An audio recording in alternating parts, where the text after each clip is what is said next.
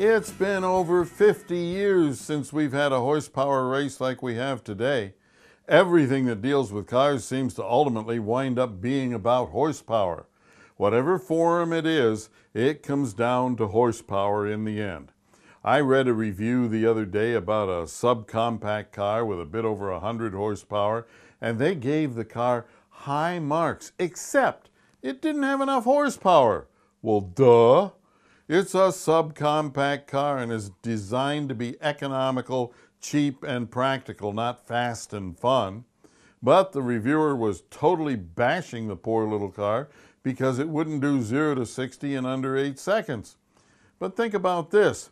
Back in 1992, Chevrolet introduced their new Corvette LT1 engine with an amazing 300 horsepower. It was big news at the time because unlike most earlier ratings, this was net horsepower as opposed to earlier gross horsepower ratings. The difference being that gross horsepower is rated with a bare engine and net is rated with all accessories and emissions equipment installed and working.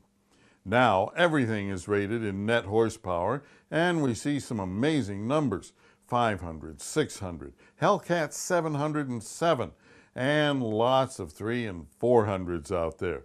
So why aren't these cars mind-blowing fast? My 2.3 EcoBoost 4-cylinder produces about the same power as that 1992 Corvette, but it sure doesn't feel like one.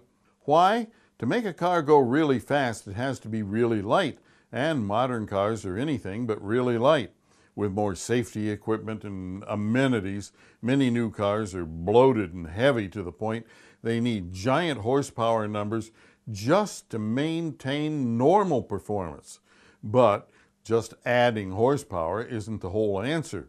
When car shopping, most drivers look for more power, but hardly ever consider other more important performance factors. Buying more horsepower won't guarantee a great feeling or performing car.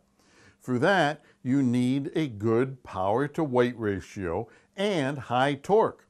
Power-to-weight ratio has a huge effect on how a car performs. More power and lower weight mean better performance. Raise the horsepower and raise the weight at the same time and you get the same or even less performance. High-performance cars usually weigh less and have more horsepower, which means a high power-to-weight ratio.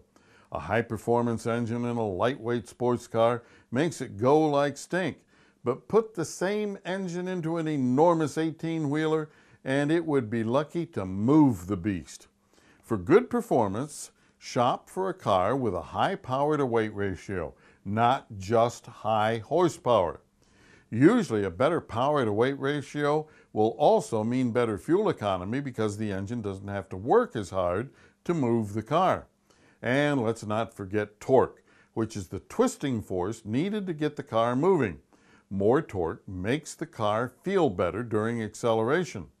Also, the lower the RPM where the highest torque number occurs, the stronger the car will feel. Power to weight and torque are more important, but my advice is toss the numbers and trust your butt. When you buy a car, buy it based on how it feels to you, not published numbers or how it feels to some faceless test driver you don't know and will never meet. All cars are different. People are different. It's been said there's a butt made for every seat. But remember, not all butts fit all seats. Find the car that fits your butt perfectly to have an enjoyable car for the long haul.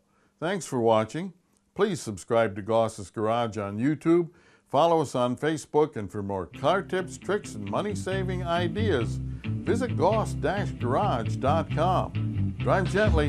See you next time, right here in Goss's Garage.